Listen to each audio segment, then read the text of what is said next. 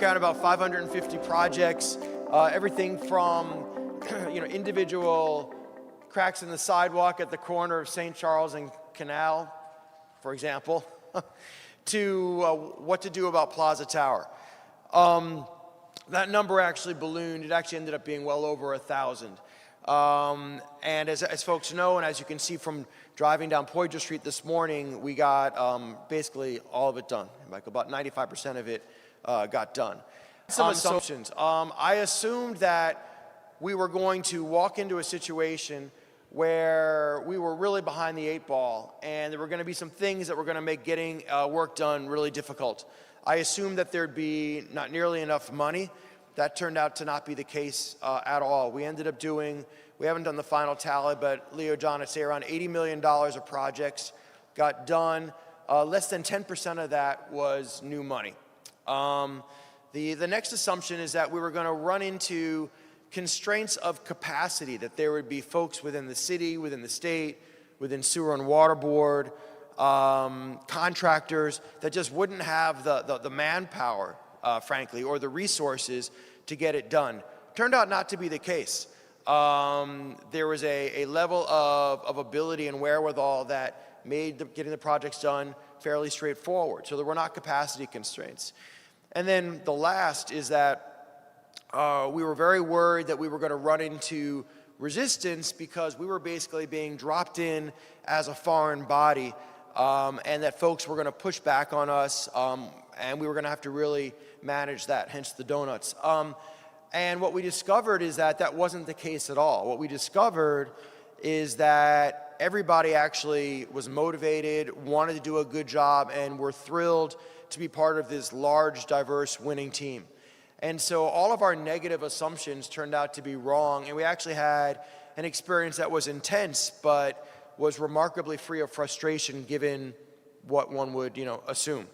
So now I'm just going to preview some of the lessons that we learned, and now you get done with it without the slide. But the first is that forcing functions are incredibly important. I learned this in New York City when I watched Dan Doctoroff use the 2012 Olympic bid as a way of getting more done in 5 years than had been done in the 50 years since Robert Moses and Jane Jacobs. The second thing is that there is a need for some type of GNO-Inc. entity to go in there and provide facilitation, to remove roadblocks, and to keep up the spirit by projecting a vision.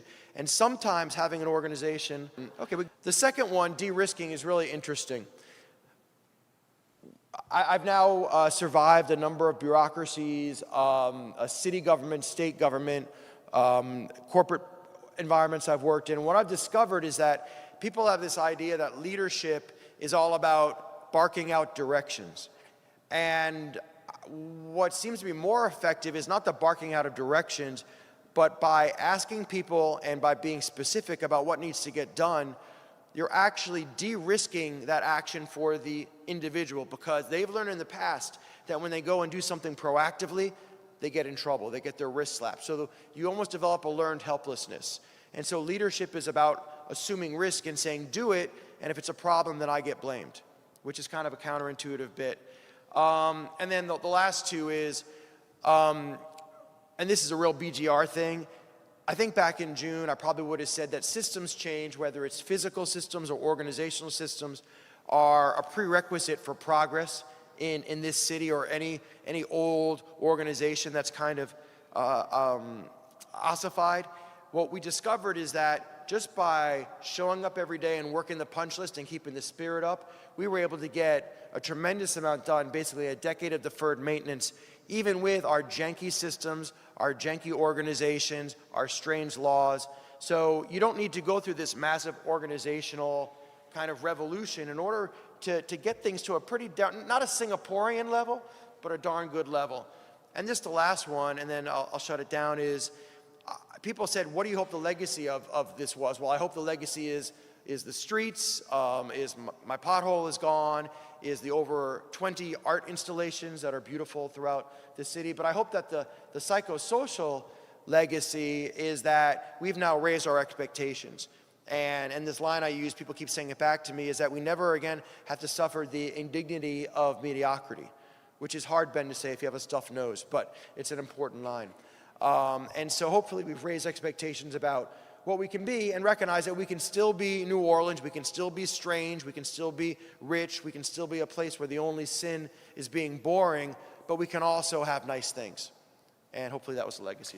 So as you're describing all of those parties that would be together in those, I think, weekly meetings that you said, you've got groups like DPW and the Sewerage and Water Board that are the major infrastructure parties in town. You've got utilities, as you said, Verizon, things like that.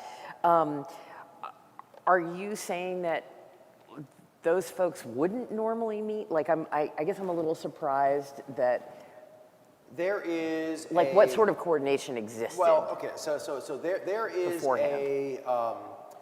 One of the challenges with our weird system where everything is intermingled and jurisdiction is not clear. I'll give you an example. I don't think this is too much dirty laundry, but it's a little bit. But I know that this is not getting published, and going to be out on the radio in a week. So what the heck? So the thing that I tagged my personal pothole was that archipelago of potholes on Poydras as you cross Claiborne getting onto I-10 to go to Metairie, right? Everybody knows that one? Mm-hmm. And they were there since Katrina. I mean, they'd been there so long, you could see them from Google Earth. If you were on autonomous mode in Tesla, it knew to go around it. And they were like the Galapagos. Some of them had started to have their own isolated animal populations, and it was fascinating, but it was also dangerous because people would swerve out and it would break your axle. And it was also embarrassing because this was as we were leaving the Superdome and leaving City Hall, and it made no sense. And so I said, if nothing else over these 9 months, we're going to get that done, even if I have to go to the Home Depot, on the Sunday before and get some pea gravel and fill it in, like we're going to do it.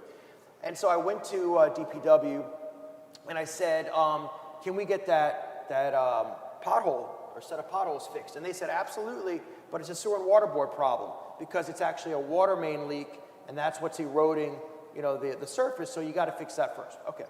So I went to sewer and water board. Hey, can we fix that water main leak because we need to do it to fix the road? Oh yeah, sure, nobody's ever asked us. Okay, so I went back to DPW, I said, would you be willing to have a meeting with Sewer and Water Board to plan fixing this pothole? Absolutely. Go to DPW, go to Sewer and Water Board. Would you be willing to have a meeting? Absolutely. We get together in our office, decide that there's this stretch of 2 weekends when the Saints are going to be away, so we have 3 weeks effectively to do it with minimizing the disruption, and it got done. And so what that shows you is that was nobody's fault, but there was not this entity that had the ombudsman role of trying to connect these different parts. And so if you're the DPW and every day somebody's screaming at you about a pothole or a sidewalk or your sewer and water board, not enough to go into what they're dealing with every day. And so that was why this intermediary role, and this happened over and over and over again in all kinds of projects, that this role of ombudsman, the way I thought about it, so I suffered for about 5 years in the restaurant industry, but I learned a lot there, like not to be in the restaurant industry.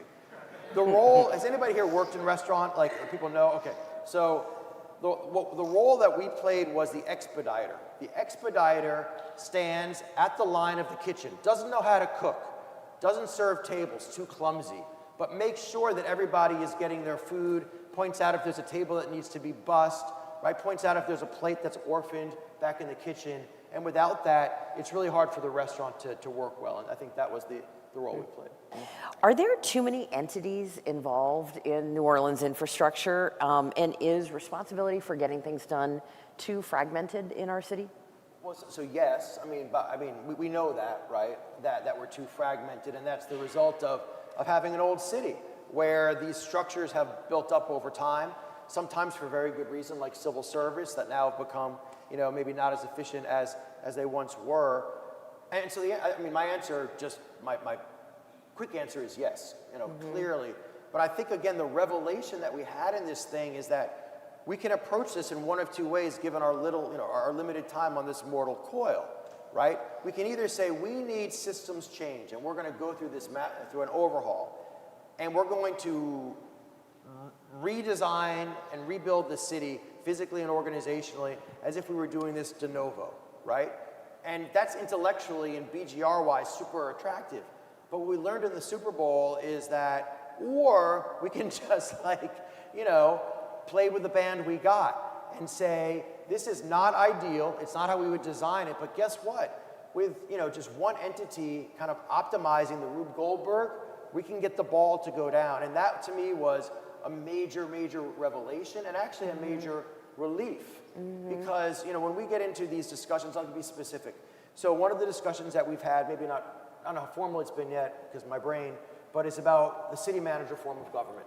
And it's a big debate. Do we need a city manager, right? And it's about proper form and proper jurisdiction, and there's for and against, and there's examples of places that do it very well, like Charlotte, and places that hated it and got away from it, like Minneapolis, St. Paul.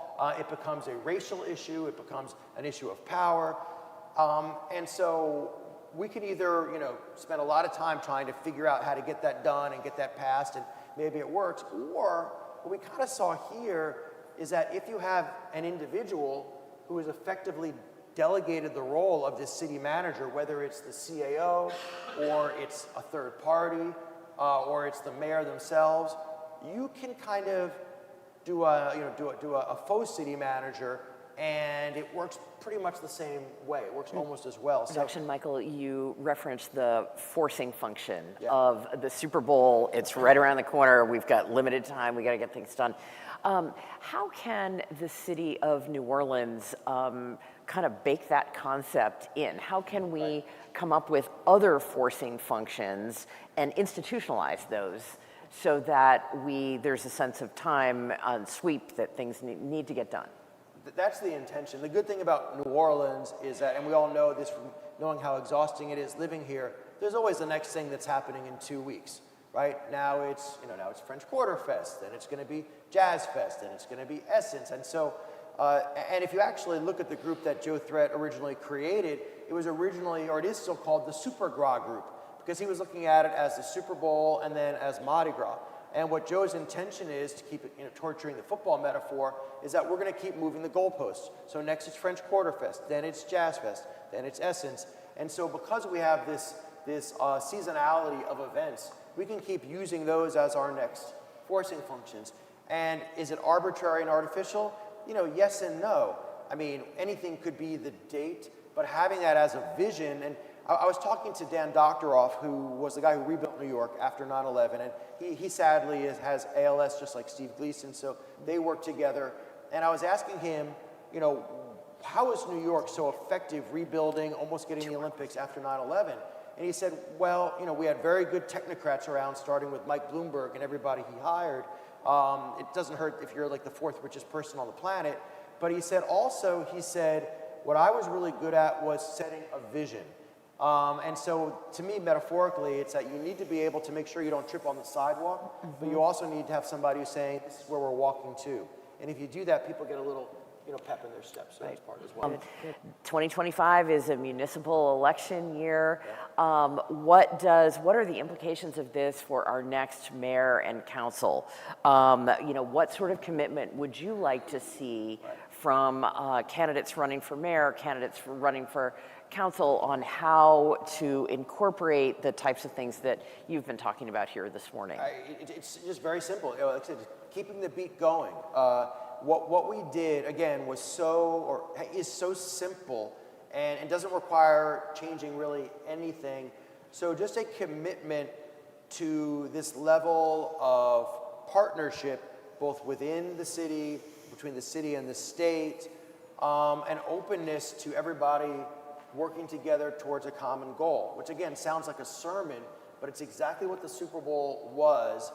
And we showed out to the world incredibly. When Jeff Duncan said that the downtown blazed like a Pixar movie come to life, that's really what it looked like. And the good thing about credit is that credit is like Pringles. Like, we can make as many as we want. Everybody gets credit.